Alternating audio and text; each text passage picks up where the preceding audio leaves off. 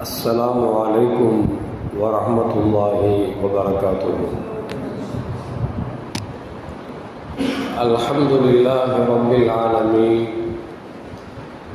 والصلاة والسلام على أشرف المرسلين وعلى آله وأصحابه وأزواجه وذرياته وأهل بيته أجمعين. أما بعد، فقد قال الله تعالى في القرآن العظيم وفي الفرقان المجيد: أعوذ بالله من الشيطان الرجيم، بسم الله الرحمن الرحيم. أولم يروا إلى الطير فوقهم صافات ويقبضن ما يمسكهن إلا الرحمن إنه بكل شيء بصير. صدق الله العلي العظيم.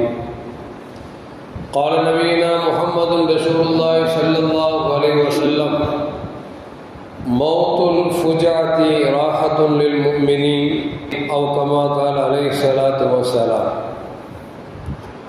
رضينا بالله ربا وبالإسلام دينا وبمحمد صلى الله عليه وسلم نبيا ورسولا.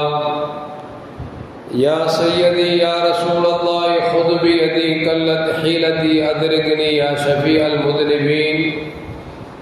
اللهم صل وسلم على رسولك سيدنا ونبينا مولانا محمد وعلى آل سيدنا محمد وبارك وسلم عليه. எல்லாம் புகழும் புகழ்ச்சியும் உருவமற்ற ஏக இறைவனாம் அல்லாஹ் ஒருவனுக்கு உரித்தாக்கி அகிலத்தின் அருள்மொழியாக வந்துதித்த நமது உயிரினும் மேலான கண்மணி முஹம்மது ரசூலுல்லாஹி ஸல்லல்லாஹு அலைஹி வஸல்லம் அவர்கள் மீது ஸலவாத்தும் ஸலாமும் கூறியவனாக என் உரையை துவங்குகிறேன். எல்லாம் வல்ல அல்லாஹ் ஜல்ல ஜலாலுஹு நம்மை இந்த உலகத்தில் வாழ வைக்கும் காலமெல்லாம் நோய் நொடி இன்றுடன் ஆரோக்கியத்தோடு வாழ செய்து அந்த ஆரோக்கியமான வாழ்க்கை கொண்டு அல்லாஹ் ரசூலை நெருங்கக்கூடிய அனைத்து நல்லவர்களையும் புரியக்கூடிய நல்ல முத்தகின்களின் கூட்டத்தில் அல்லாஹ் நம்மை ஆக்கி அருள்வானாக. திடீர் மரணங்களை விட்டும் தீய மரணங்களை விட்டும் அல்லாஹ் நம்மை காப்பாற்றி இந்த உலகத்தில் வாழ்ந்து மறைகிற நேரத்தில் லா இலாஹ இல்லல்லாஹ் முஹம்மது ரசூலுல்லாஹ் என்ற கலிமாவை மொழிந்து நல்ல நேரத்தில் நல்ல வணக்கங்கள் புரிந்து கொண்டிருக்கிற பொழுது உடலை விட்டு அல்லாஹ் உயிரை பிரிக்க செய்வானாக. நாளை மறுமையிலே கண்மணி முஹம்மது ரசூலுல்லாஹி ஸல்லல்லாஹு அலைஹி வஸல்லம் அவர்களின் திருக்கரங்களால் ஹவுதுல் கௌசர் என்கிற தடாகத்தின் நீர் பருகி அன்னாரின் ஷஃபாத்தை பெற்று அன்னாரின் கரம் பிடித்து ஜன்னத்துல் ஃபிர்தௌஸ் என்ற உயர்ந்த சொர்க்கத்தில் அவர்களோடு அல்லாஹ் நம்மை சங்கமிக்க செய்வானாக. எல்லாவற்றுக்கும் மேலாக இறை அன்பை பெற்று இறைவனை பார்த்து பரவசம் அடையக்கூடிய அவனுடைய லிகாவையும் ரிலாவையும் பெற்ற மக்களில் அல்லாஹ் நம்மை ஆக்கிக் கொள்வானாக. அருமையான முஃமின்களே, உலகையே உலுக்கிய விமான விபத்து நேற்று நடந்திருக்கிறது என்கிற பொழுது நம்முடைய மனதுக்கெல்லாம் மிகவும் வேதனையாக இருந்தாலும் அது நமக்கு தரும் பாடங்கள் என்ன என்பதை பற்றி நாம் இன்றைக்கு பார்க்க இருக்கிறோம். எல்லாம் வல்ல அல்லாஹ் ஜல்ல ஜலாலுஹு நேற்று நடந்த விபத்துகளில் யாரெல்லாம் மரணித்தார்களோ அவர்கள் குடும்பத்திற்கு அல்லாஹ் ஜல்ல ஜலாலுஹு அருள் பாலிப்பானாக. அதிலே மரணித்தவர்கள் மூமின்கள் இருந்தார்கள், அவர்களுக்கெல்லாம் அல்லாஹ் ஜல்ல ஜலாலுஹு பாவங்களை மன்னித்து ஜன்னத்துல் ஃபிர்தௌஸ் என்ற உயர்ந்த சொர்க்கத்தை அவர்களுக்கு வழங்கி அருள்வானாக. அருமையான மூமின்களே, நேற்றைய தினம் 12ஆம் தேதி 6வது மாதம் வியாழக்கிழமை நேரம் 1:38 அகமதாபாத்திலிருந்து ஒரு விமானம் ஒன்று லண்டனுக்கு புறப்பட்டது. புறப்பட்ட 3 நிமிடத்தில் அது கீழே விழுந்து அதில் ஏற்றிக்கொண்டு சென்ற 242 நபர்களில் 241 நபர்கள் மரணித்தார்கள் என்கிற செய்தி உலகத்தையே உலுக்கியது என்பது மட்டுமல்ல, எல்லா மூமின்களுக்கும் அதிலும் குறிப்பாக இந்தியாவில் வாழக்கூடிய எல்லா மக்களுக்கும் பேரதிர்ச்சியும் இன்னும் சொல்ல போனால் மனக்கவலையும் அளித்தது என்பதில் இந்த மாற்று கருத்தும் அல்ல. அருமையான மூமின்களே, இந்த நேற்றைக்கு நடந்த விபத்து என்பது போயிங் 787 என்று சொல்லக்கூடிய விமானம் இருக்கிறது 2011 அறிமுகப்படுத்தப்பட்டு இதுவரைக்கும் எந்த விதமான பெரும் விபத்துகளை சந்திக்காமல் நல்வேரோடு பறந்து சென்ற அந்த விமானம் நேற்றைய தினம் கிட்டத்தட்ட அது 9.5 மணி நேரம் மனிதர்களை சுமந்து வெகு தூரம் செல்லக்கூடிய வெகு பல மணி நேரம் பயணிக்கக்கூடிய அந்த விமானம் 3 நிமிடத்தில் தன்னுடைய காலத்தை முடித்துக் கொண்டது என்கிற பொழுது நமக்கு மிகவும் மனவேதனையாகவும் இருக்கிறது என்பதில் இந்த மாற்று கருத்தும் அல்ல. அருமையான மக்களே, அந்த விமானம் கிட்டத்தட்ட 125 லட்சம் லிட்டரை பெட்ரோலை சுமந்து லண்டன் வரைக்கும் செல்வதால் எரிபொருளை நிரம்ப நிரப்பிக்கொண்டு புறப்பட்டு சென்றது. செல்லுகிற பொழுது தன்னுடைய ஓடு பாதையில் கிட்டத்தட்ட 3000 அடி அளவிற்கு சென்று மேலே செல்ல வேண்டியது 2000 அடியிலேயே உயர்ந்து தன்னுடைய பயணத்தை துவக்கியது. அந்த துவக்கிய அந்த நேரம் இருக்கிறதே, ஓடு பாதையில் ஓடி செல்லக்கூடிய ரோதை இருக்கிறதே டயர், அது மடங்காமல் அப்படியே விருந்து கொண்டிருக்கிற பொழுது விமானி விளங்கி கொண்டார். ஏதோ ஒரு கோளாறு இருக்கிறது என்று சொல்லி 2 நிமிடத்தில் தன்னுடைய தகவல் கொடுக்க வேண்டிய இடத்திற்கு தகவல் கொடுக்கிறார். தகவல் வந்து சேர்வதற்கு முன்பாகவே இன்னும் சற்று ஒரு நிமிடத்தில் அது போய் விழுந்து நொறுங்கியது என்கிற பொழுது இது இறைவன் நாட்டம் என்பதில் எந்த மாற்று கருத்தும் அல்ல.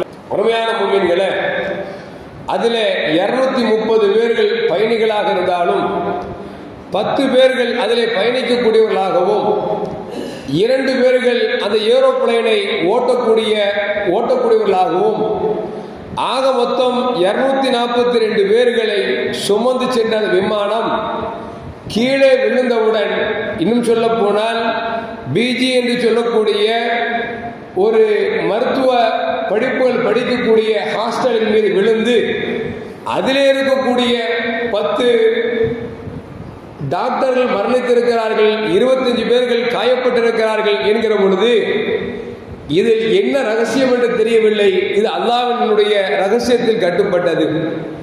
அருமையான முஃமின்களே, அந்த பயணித்தவர்கள் ஃப்ளைட்டில் போகிறவங்க சாதாரண மனுஷனாக இருப்பான்னு பாவிக்கிறோம்.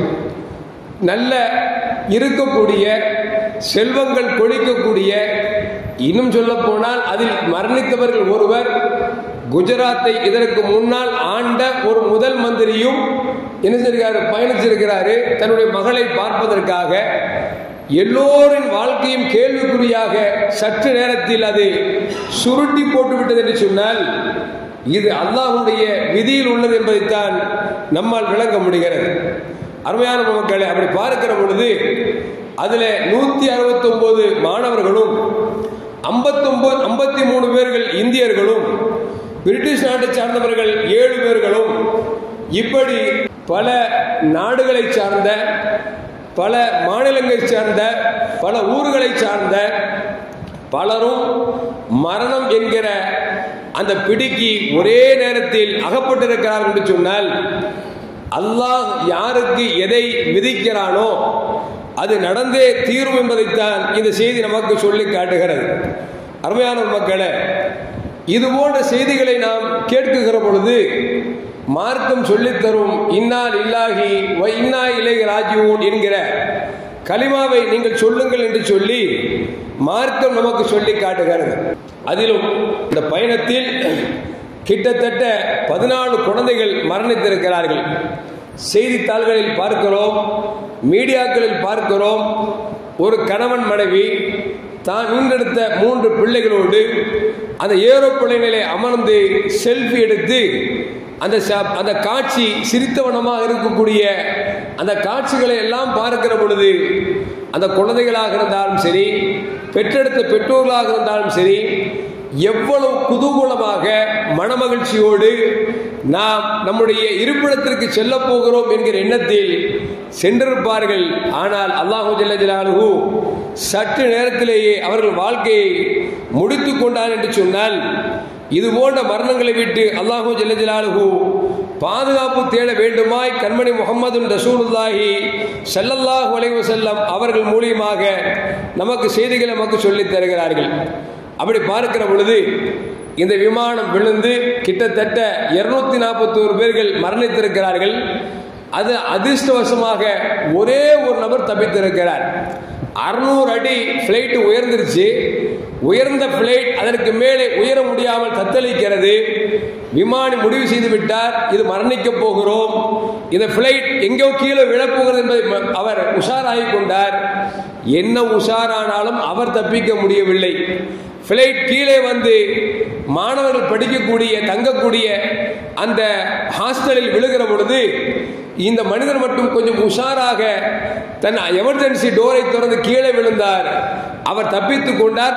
மற்ற அத்தனை பேர்களும் மரணித்து விட்டார்கள் என்று சொன்னால், அல்லாஹ் யாருக்கு உயிரை எடுக்க வேண்டும் என்று நாடுகிறானோ அவர்களை உயிரை எடுத்து விட்டான். யாரை தப்பிக்க விட வேண்டும் என்று இறைவன் விரும்பினானோ அவனை தப்பிக்க வைத்து விட்டான் என்று சொன்னால், இது எல்லாம் அல்லாஹ்வுடைய கையில் இருக்கிறது என்பதை நாம் மறந்துவிடக்கூடாது.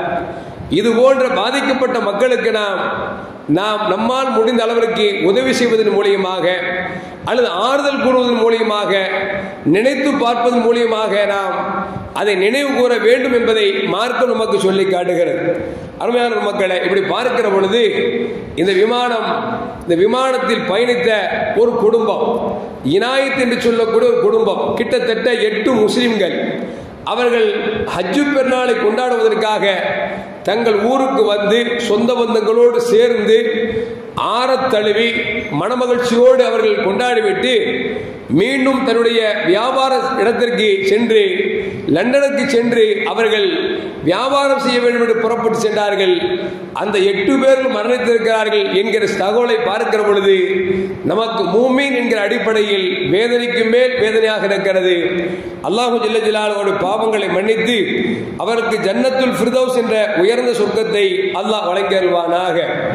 அருமையான மூமீன்களே, இதிலே பாதித்த மக்களுக்கு இதனுடைய பொறுப்புதாரியாக இருக்கக்கூடிய டாடா குடும்பத்தை சார்ந்தவர்கள் ஒருவர் மரணித்தார் என்று சொன்னால் அவர்களுக்கு மரணித்த ஒவ்வொரு நபர்களுக்கும் 1 கோடி ரூபாயை தருவதாக வாக்களித்திருக்கிறார் என்கிற பொழுது அந்த பாதிக்கப்பட்ட மக்களுக்கு மிகப்பெரிய அருள்மருந்தாக இருக்கிறது என்பதையும் நாம் விளங்க வேண்டும். இன்னும் சொல்ல போனால் அந்த பிஜி படிக்கக்கூடிய அந்த ஹாஸ்டலில் விழுந்ததன் காரணமாக அந்த ஹாஸ்டலை சரி செய்து தருகிறேன் என்று சொல்லியும் டாடா குழுமத்தினர் சொல்லியிருக்கிறார்கள் என்கிற பொழுது இது ஒரு பக்கத்தில் நமக்கு ஒரு மகிழ்ச்சியை கொடுத்தாலும் கூட இறந்தவர்கள் என்பது அவரவர் குடும்பத்திற்கு மிகப்பெரிய கஷ்டத்தையும் நஷ்டத்தையும் தந்திருக்கிறது. இன்னும் சொல்ல போனால் இந்தியாவில் வாழக்கூடிய எல்லா மக்களுக்கும் அது மிகப்பெரிய வேதனையாகவும் இருக்கிறது என்பதை நம்மால் விளங்கிக் கொள்ள முடிகிறது. அருமையான மூமின்களே, அப்படி பார்க்கிற பொழுது நாம் உலகத்தில் எவ்வளவுதான் விஞ்ஞானம் வளர்ந்தாலும் எவ்வளவுதான் அறிவியல் வளர்ந்தாலும் அந்த அறிவியெல்லாம் தாண்டி விஞ்ஞானத்தை எல்லாம் தாண்டி இறைவன் எதை நடத்த நினைக்கிறானோ அதை நடத்தி காட்டுவான் என்பதை இந்த நிகழ்வு நமக்கு சொல்லி காட்டுகிறது. அருமையான மூமின்களே, அப்படி பார்க்கிற பொழுது பெருமானார் ஸல்லல்லாஹு அலைஹி சொல்வார்கள், இது போன்ற திடீர் மரணம், அந்த மரணத்தில் மூமின்கள் அகப்பட்டு கொண்டால் ராஹத்துல் லில் மூமினீன், அது மூமின்களுக்கு மிகப்பெரிய அருள் என்றார்கள் நபிகள் நாயகம் ஸல்லல்லாஹு அலைஹி வஸல்லம் அவர்கள். அதே நேரத்தில் ஈமான் கொள்ளாதவர்களாக இருந்தால் அது அவர்களுக்கு இறைவனின் கோபம் என்றும் சொல்லலாம், அது அவர்களுக்கு நஷ்டம் என்பதை பெருமானார் ஸல்லல்லாஹு அலைஹி வஸல்லம் அவர்கள் நமக்கு சொல்லி காட்டுகிறார்கள். அருமையான மக்களே, இப்படி பார்க்கிற பொழுது பெருமானார் ஸல்லல்லாஹு அலைஹி வஸல்லம் அவர்கள் நமக்கு இந்த நடத்தையிலிருந்து இந்த நிகழ்விலிருந்து நிறைய பாடங்களை பெருமானார் ஸல்லல்லாஹு அலைஹி வஸல்லம் அவர்கள் நமக்கு சொல்லி தருகிறார்கள். அதே நேரத்தில் இப்படி ஒரு இடையூறு ஏற்பட்டு ஆபத்துகள் ஏற்பட்டு அந்த மக்கள் மரணித்த பிறகு நமக்கு மத்தியில் சிலர்கள் பேசிக் கொள்கிறார்கள், இது அப்படி செய்திருந்தால் இது இப்படி விபத்து நடக்காமல் நடந்திருக்கலாம், இது இப்படி நடந்திருந்தால் அந்த விபத்தை விட்டு பாதுகாத்திருக்கலாம் என்று சொல்லி நம் அறிவுக்கு எட்டப்பட்ட செய்திகள் நாம் பேசிக் கொண்டிருக்கிறோம். இப்படி பேசுவது நல்லது அல்ல என்பதை நபிகள் நாயகம் ஸல்லல்லாஹு அலைஹி வஸல்லம் சொல்கிறார்கள். சொல்லுவார்கள், முஃமினுல் கவியு கைருன் வ அஹப்பு இலல்லாஹி மினல் முஃமினில் லைஃபி. பலகீனமான மூமினை விட சக்தியுள்ள மூமின் அல்லாஹ்விடத்திலே மிகவும் உகப்பானவன், சிறந்தவன் என்று பெருமானார் ஸல்லல்லாஹு அலைஹி வஸல்லம் சொல்லிவிட்டு சொல்கிறார்கள். இது போன்ற அபகடமான மரணங்களை விட்டு நீங்கள் அல்லாஹ்விடத்தில் பாதுகாப்பு தேடுங்கள்.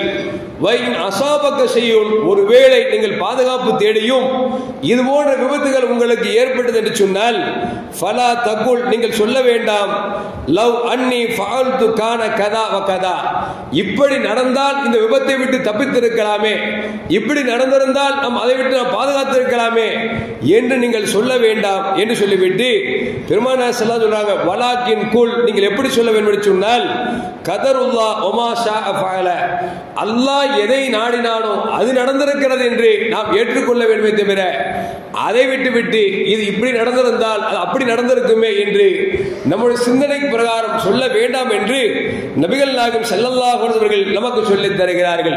அப்படி என்று சொன்னால் விபத்து இறைவனின் நாட்டப்படி நடக்க வேண்டும் என்று இருந்திருக்கிறது. அந்த விபத்தின் மூலியமாக 242 பேர்களில் ஒருவர் மட்டும் உயிர் பிழைக்க வேண்டும் என்பது இறைவன் விதியில் இருந்திருக்கிறது. 241 பேர்கள் மரணிக்க வேண்டும் என்பதும் இறைவன் விதியில் இருக்கிறது. இறைவன் விதி எதுவோ அதுதான் நடக்குமே தவிர நம் மதியெல்லாம் அது விதிக்கு முன்னால் ஒன்றும் செய்ய முடியாது என்பதைத்தான் நபிகள் நாயகம் ஸல்லல்லாஹு அலைஹி வஸல்லம் நமக்கு சொல்லி காட்டுகிறார்கள். அருமையான முஃமின்களே, அதே நேரத்தில் இது போன்ற மரணங்கள் நடக்காமல் இருப்பதற்கு நாம் துஆ செய்ய வேண்டும் என்பதை பெருமானார் ஸல்லல்லாஹு அலைஹி சொல்கிறார்கள். சொன்னார்கள், இஸ்தாத மின் சபீல் மௌதாத்தின், பெருமானார் ஸல்லல்லாஹு அலைஹி வஸல்லம் 7 விதமான மரணங்களை விட்டு பாதுகாப்பு தேடினார்கள் என்று சொல்லி அப்துல்லா அம்ர் ரலியல்லாஹு தஆலா அவர்கள் நமக்கு சொல்லி காட்டுகிறார்கள். அந்த 7 மரணம் என்ன? மௌத்துல் ஃபுஜா, திடீர் மரணம். அமர்ந்திருக்கிறோம், திடீரென்று மரணம் வந்து விட்டால் இது போன்ற மரணத்தை விட்டு நீங்கள் பாதுகாப்பு தேடுங்கள் என்று பெருமானார் ஸல்லல்லாஹு அலைஹி சொன்னார்கள். அதுபோன்று பாம்பு கடித்து மரணிப்பது, அந்த மரணத்தை விட்டு நீங்கள் பாதுகாப்பு தேடுங்கள் என்று சொன்னார்கள். அதுபோன்று கீறி கிழிக்கக்கூடிய விலங்குகள் தாக்குதல் மூலமாக மரணிக்கக்கூடிய மரணத்தை விட்டும் நீங்கள் பாதுகாப்பு தேடுங்கள் என்று பெருமானார் ஸல்லல்லாஹு அலைஹி சொன்னார்கள்.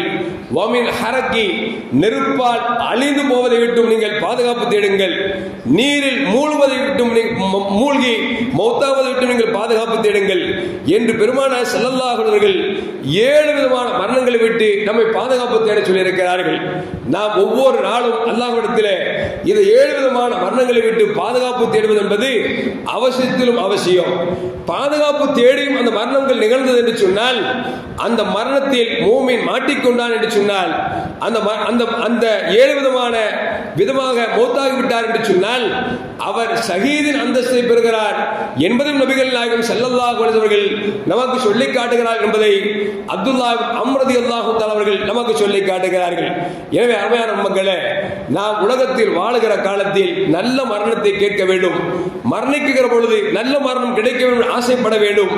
அதற்காக முயற்சிக்கவும் செய்ய வேண்டும். என்று சொன்னால் நாம் ஆரம்பத்திலே சொன்னோம் அல்லவா, நல்ல நேரத்தில் நல்ல வணக்கங்கள் புரிந்து கொண்டிருக்கிற பொழுது லா இலாஹ இல்லல்லாஹ் முஹம்மது ரசூலுல்லாஹ் என்ற கலிமாவோடு மரணிக்க வேண்டும் என்பதை பெருமானார் ஸல்லல்லாஹு அலைஹி வஸல்லம் கேட்க சொல்லி நமக்கு சொல்லுகிறார்கள். இன்னும் சொல்ல போனால் நபிகள் நாயகம் ஸல்லல்லாஹு அலைஹி சொல்வார்கள், யார் மரணிக்கிற பொழுது கடைசி வார்த்தையாக லா இலாஹ இல்லல்லாஹ் முஹம்மது ரசூலுல்லாஹ் என்ற கலிமாவை மொழிந்து மரணிக்கிறார்களோ அவர்கள் சுவனம் செல்வார்கள் என்றெல்லாம் நபிகள் நாயகம் ஸல்லல்லாஹு அலைஹி வஸல்லம் நமக்கு சொல்லி காட்டுகிறார்கள். அருமையான மக்களே, அபானா இப்னு உஸ்மான் ரலியல்லாஹு தஆலா அன்ஹு அவர்கள் சொல்லுகிறார்கள், நான் பெருமானார் ஸல்லல்லாஹு அலைஹி வஸல்லம் அவரிடத்தில் கேட்டிருக்கிறேன், இது போன்ற திடீர் மரணங்கள் நிகழாமல் இருக்க வேண்டும் என்று சொன்னால் கண்மணி முஹம்மது ரசூலுல்லாஹி ஸல்லல்லாஹு அலைஹி வஸல்லம் ஒரு சில துஆக்களை கற்றுக் கொடுத்தார்கள். அது என்னவென்று சொன்னால், பிஸ்மில்லாஹில்லதி லா யதுர்ரு மஅஸ்மி ஷைஉன் ஃபில் அர்தி வலா ஃபிஸ் ஸமாஇ வஹுவஸ் ஸமீஉல் அலீம். இதை யார் காலையில் 3 தடவை ஓதுகிறார்களோ மாலை வரைக்கும் திடீர் மரணங்கள் ஏற்படாமல் அல்லாஹ் பாதுகாக்கிறான். யார் இந்த கலிமாவை மாலையில் 3 தடவை ஓதுகிறார்களோ காலை வரைக்கும் திடீர் மரணங்கள் ஏற்படாமல் இருப்பதற்கு அல்லாஹ் பாதுகாக்கிறான் என்று நபிகள் நாயகம் ஸல்லல்லாஹு அலைஹி வஸல்லம் நமக்கு சொல்லித் தந்தார்கள் என்பதை அபானா இப்னு உஸ்மான் ரலியல்லாஹு அவர்கள் சொல்லுகிறார்கள் என்று சொன்னால், அருமையான மக்களே, சாதாரண வார்த்தை தான். நாம் அடிக்கடி துஆவில் கூட நாம் செய்வோம். பிஸ்மில்லாஹில்லதி லா யதுர்ரு மஅஸ்மி ஷைஉன் ஃபில் அர்தி வலா ஃபிஸ் ஸமாஇ வஹுவ ஸமீஉல் அலீம். ஒரு நிமிடத்திற்குள்ளாகவே ஓதப்படக்கூடிய இந்த துஆவை நாம் கற்றுக்கொள்ள வேண்டும். கற்றுக்கொண்டதை நாம் பயன்படுத்தினோம் என்று சொன்னால் நாம் வெளியே செல்கிற பொழுது சாலை விபத்தில் அகப்படாமல் அல்லாஹ் நம்மை பாதுகாப்பான். ஒரு கட்டடத்தில் அமர்ந்திருக்கிறோம், அந்த கட்டடம் இடிந்து நம்மை தாக்காமல் அல்லாஹ் பாதுகாப்பான். இப்படி திடீர் மரணங்கள் நிகழாமல் இருக்க வேண்டும் என்று சொன்னால் இந்த கலிமாவை தினந்தோறும் காலையிலும் மாலையிலும் ஓதுங்கள் என்று பெருமானார் ஸல்லல்லாஹு அலைஹி வஸல்லம் நமக்கு சொல்லித் தருகிறார்கள். அது மட்டுமல்ல, அருமையான முஃமின்களே, உபய் இப்னு கஅப் ரலியல்லாஹு அன்ஹு அறிவிக்கிறார்கள், நபிகள் நாயகம் ஸல்லல்லாஹு அலைஹி வஸல்லம் மன் கர சூரத்து தகாபுன் என்கிற சூராவை யார் ஓதுகிறார்களோ தஃபா அன்ஹு மௌத்துல் ஃபுஜா, திடீர் மரணங்களை விட்டு அல்லாஹ் பாதுகாக்கிறான் இந்த சூராவின் பரக்கத்தை கொண்டு என்பதை நபிகள் நாயகம் ஸல்லல்லாஹு அலைஹி வஸல்லம் தருகிறார்கள். சூரத்து தகாபுன் என்பது 28வது ஜுஸுனுடைய கடைசி சூராவுக்கு முந்தின சூரா. அதாவது சூரா என்கிற ரீதியில் பார்க்கிற பொழுது 64வது சூராவாக அல்லாஹ் ஜல்ல ஜலாலுஹு குர்ஆனிலே நமக்கு தந்திருக்கிறார். இந்த சூராவை முடிந்த வரைக்கும் நாம் தினந்தோறும் ஓதினோம் என்று சொன்னால் திடீர் மரணத்தை விட்டு நாம் பாதுகாக்கப்படலாம் என்பதை நபிகள் நாயகம் ஸல்லல்லாஹு அலைஹி வஸல்லம் நமக்கு சொல்லி காட்டுகிறார்கள். அருமையான மக்களே, இப்படி பார்க்கிற பொழுது திடீர் மரணம் வரக்கூடாது. மூமின்களுக்கு நிகழ்ந்தால் அது மூமின்களுக்கு அது ராகத் என்று பெருமானார் ஸல்லல்லாஹு அலைஹி சொல்கிறார்கள். மூமின் அல்லாதவர்களுக்கு அது இறைக்கோபமாக இருக்கலாம் என்பதையும் பெருமானார் ஸல்லல்லாஹு அலைஹி வஸல்லம் நமக்கு சொல்லித் தருகிறார்கள். எனவே முடிந்த வரைக்கும் இது போன்ற பெருமானார் ஸல்லல்லாஹு அலைஹி சொல்லி காமித்த சூறாக்களையும் நாம் ஆயத்துக்களை ஓதி வருகிற பொழுது அல்லாஹ் நம்மை நிச்சயம் பாதுகாப்பான் என்பதில் எந்த மாற்று கருத்தும் அல்ல. அருமையான முஃமின்களே, நபிகள் நாயகம் ஸல்லல்லாஹு அலைஹி வஸல்லம் கியாமத் நாளில் பெருமானார் ஸல்லல்லாஹு சொல்றாங்க, கியாமத் நாளில் அல்லாஹ் ஜல்ல ஜலாலுஹு இந்த உலகத்தை எப்படி ஆக்குகிறான் என்று சொன்னால் பெருமானார் ஸல்லல்லாஹு சொல்றாங்க, மன் இக்தரபத் சா ஐயர ஹிலால கிபலன். உலகத்துல நம்ம பிறையை பார்ப்போம், அந்த மாதத்தின் முதல் பிறையாக இருக்கும். ஆனால் பிறையை பார்த்தா பெருசா இருக்கும். நம்மளாம் சொல்லுவோம்ல, ரம்ஜான்ல பிறை பார்ப்போம், பிறை தெரியல, காஜி அணிச்சு வர அறிவிக்க மாட்டார், எங்கிருந்து பார்த்த தகவல் தெரியலன்னு சொல்லி அறிவிக்க மாட்டாங்க. அடுத்த நாள் நிச்சயம் அப்படின்னா கன்ஃபார்ம், அடுத்த நாள் கன்ஃபார்ம் ஆயிரும். பிறையை பார்த்தா பிறை பெருசா இருக்கும். ஒன்னு நம்ம பேசிக்குவோம், பாத்தீங்களா காஜி நேற்று கோட்டை விட்டுட்டாரு, யார்கிட்டயோ நோட்டை வாங்கிட்டாரு, பாவம் அவர் மௌத்தா போயிட்டாங்க, அல்லாஹ் ஜல்ல ஜலாலுஹு சொர்க்கத்தை உயர்ந்த சொர்க்கத்தை தருவானாக. அப்ப என்ன சொல்றோம், நம்ம பேசிக்கிறது என்னன்னா, பாருங்க பிறை பெருசா இருக்குது, இப்ப காஜி யாரு நேற்று அறிவிச்சிருக்க வேண்டியது நேற்று அறிவிக்கலையே, ஏன்னா அவர் நோட்டை வாங்கிட்டாரு, அதை வாங்கிட்டாரு, இதை வாங்கிட்டாரு, கண்ணா பின்னமா பேசுறது. ஆனா அல்லாஹ் ஜல்ல ஜலாலுஹு நமக்கு இது நாள் வரைக்கும் கிடைக்கப்பட்ட காதியார் இருக்கிறாங்களே, ஒரு அற்புதமானவர். அவருடைய வாழ்க்கை சரித்திரங்களை மரணத்திற்கு பிறகு கேட்கிற பொழுது இப்பொழுது அப்பொழுக்கற்ற வாழ்க்கை வாழ்ந்தார்களா என்று நினைக்கக்கூடிய அளவிற்கு ஒரு ஒழுக்க சீலராக பெருமானார் ஸல்லல்லாஹு அலைஹி வஸல்லம் பரம்பரையில் வந்த ஒரு நல்ல மனிதராக வாழ்ந்திருக்கிறார்கள். ரசூலுல்லாஹ் சொல்றாங்க, முதல் பிறை நீங்க பாப்பீங்க, அந்த பிறை எப்படி தெரியும்னா அது பெரிய பிறையா தெரியும். எந்த அளவுக்கு நீங்க சொல்லுவீங்க, இது 2ஆம் பிறையா இருக்குமோ அப்படின்னு நீங்க நினைப்பீங்க. அது கியாமத் நாளுடைய கியாமத் நாளின் அடையாளம் என்பதை பெருமானார் ஸல்லல்லாஹு அலைஹி வஸல்லம் சொல்றாங்க. வஅன் தத்தகில் மசாஜித துர்கன், பள்ளிவாசல எப்படி ஆக்கியிருப்பாங்க அப்படின்னா செல்லும் பாதையாக ஆக்கியிருப்பாங்க அப்படிங்கிறாங்க. எனக்கு காலையில் விளங்கல, என்னடா இது செல்லும் பாதையாக ஆக்குவாங்க அப்படின்னு சொல்றாங்களா அப்படின்னு சொல்லி போர்டுல எழுதியும் போட்டுட்டேன், எனக்கு விளங்கல. கொஞ்ச நேரம் யோசிச்சு பாருங்க, விளங்குது என்ன அப்படின்னா பள்ளிவாசல கடந்து போவாங்க, 2 ரக்காயத்து கூட தொழ மாட்டாங்க. இன்னும் சொல்ல போனா நம்ம ஆட்கள் நிறைய பேர் இருக்கிறாங்க, வேக வேகமா வருவாங்க, எங்கிருந்து காலை வேட்டி அவுத்து விட்டு வேக வேகமா வருவாங்க, வந்த உனக்கு செருப்பை கட்டிட்டு வேட்டியை மடிச்சு கட்டுவா. என்னடா தொழுகைக்கு ஒரு வேட்டியை மடிச்சு கட்டினா அவுத்துல போடுவாரு, இவர் அவுத்து போட்டு வேட்டியை நீளமா விட்டுட்டு வந்தவரு பள்ளிவாசல் செருப்பை கட்டிட்டு வேட்டி வேகமா மடிப்பார். என்னடா பார்த்தா கக்கூஸ் போறதுக்கு வந்திருக்காரு. கக்கூஸ் போயிடுவாரா, வந்துட்டு கை கால் கழுவார், கழுவிட்டு அப்படி நின்று பார்த்துட்டு ஒரு முறை முறைச்சிட்டு அப்படி போயிடுவார்.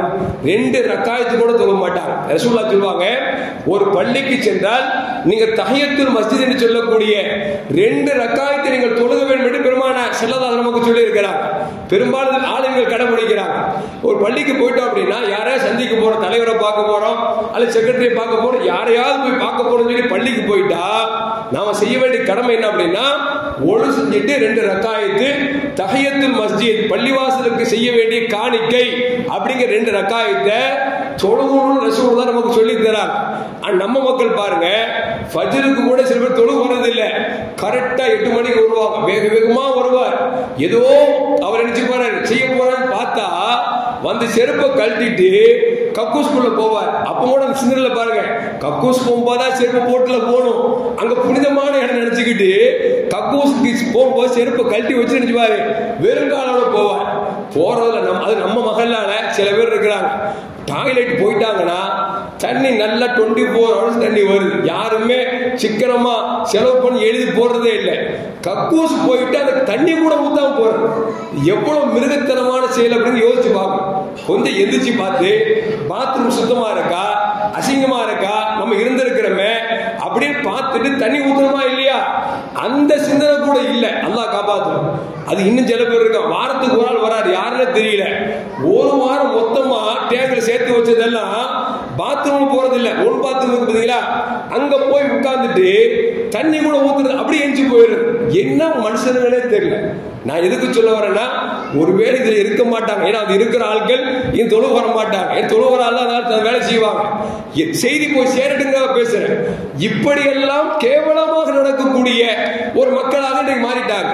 ரசூலுல்லாஹ் சொல்றாங்க, பள்ளிவாசல் எப்படி கியாமத் நாள் ஆகும் அப்படின்னா செல்லும் பாதையாக ஆக்குவாங்க. பார்த்துருக்கும்ல, இப்படி சைட்ல வருவாங்க, சுத்தி போன 2 நிமிஷம் எக்ஸ்ட்ரா சொல்லிட்டு செருப்பை தூக்கிட்டு பள்ளிவாசல் வழியா போய் இப்படி போவார். பார்த்துருக்கீங்களா, பல பேர் போயிருக்கிறாங்க. இப்படி வருவாரு, சந்துக்குள்ள போன டிஸ்டர்ப் சொல்லிட்டு செருப்பை கழட்டி அடிச்சுவார்னா ஹவுஸ் வழியா வெளியே போவார். அப்ப என்ன அப்படின்னா பள்ளிவாசலை பாதையாக ஆக்கி கொள்வார்கள் தவிர 2 ரக்காயத்து கூட தொழ மாட்டார்கள். இது கியாமத் நாள் அடையாளம் என்பதை நபிகள் நாயகம் ஸல்லல்லாஹு அலைஹி வஸல்லம் சொல்றாங்க. வ அய்யதஹர மௌத்துல் ஃபுஜா, கியாமத் நாள் அடையாளத்தை ஒண்ணு என்னன்னா திடீர் மரணங்கள், அது கொத்து கொத்தாக 250 பேர் 200 பேர் 300 பேர் அப்படின்னு சொல்லி கொத்து கொத்தாக மரணம் நடக்கு பார்த்தீங்களா, இதுவெல்லாம் கியாமத் நாள் அடையாளம் என்பதை நபிகள் நாயகம் ஸல்லல்லாஹு அலைஹி வஸல்லம் சொல்லித்தராங்க. அப்ப இந்த திடீர் மரணங்கள் ஏற்படாமல் இருக்க வேண்டும் சொன்னால் மூமினாக இருக்கக்கூடிய நாம் ஸல்லல்லாஹு அலைஹி வஸல்லம் எந்த சூராவை சூரத்து தகாபுன் ஓத சொன்னாங்களே அந்த சூராவை ஓத வேண்டும். சில கலிமாக்களை சொல்லிக் கொடுத்தார்களே அந்த கலிமாக்களை ஓத வேண்டும். அதே நேரத்தில் நாம் எப்பொழுது கையை ஏந்தினாலும் ரப்பே திடீர் மரணத்தை விட்டும் கேவலமான மரணத்தை விட்டும் பாதுகாத்துக் கொள்வாயாக என்று சொல்லி ஒவ்வொரு மூமினும் துஆ செய்ய வேண்டும் என்பதை நபிகள் நாயகம் ஸல்லல்லாஹு அலைஹி வஸல்லம் தருகிறார்கள். அருமையான மக்களே, அப்படி பார்க்கிற பொழுது நேற்று விமான விபத்து என்பதை அது எந்த மதத்தை சார்ந்தவர்களாக இருந்தாலும் எல்லா குடும்பங்களுக்கும் அது மனவேதனை தரக்கூடியதான் என்பது எல்லாம் மாற்று கருத்தும் அல்ல. அல்லாஹ் ஜல்ல ஜலாலுஹு மரணித்த அதில் இழந்த மக்கள் குடும்பங்களுக்கு அல்லாஹ் அவருடைய அருளை அருள்மாறி பொழிய செய்வானாக. மூமின்கள் மரணித்தவர்களுக்கு அல்லாஹ் சொர்க்கத்தை நசீபாக்கி தருவானாக. அவர்களுக்கு பகரமாக அவர் குடும்பங்களுக்கு அல்லாஹ் ஜல்ல ஜலாலுஹு அவனே போதுமானாக இருப்பானாக என்று துஆ செய்து என் உரையை முடித்துக் கொள்கிறேன். அஸ்ஸலாமு அலைக்கும் வரஹ்மத்துல்லாஹி வபரகாத்துஹு.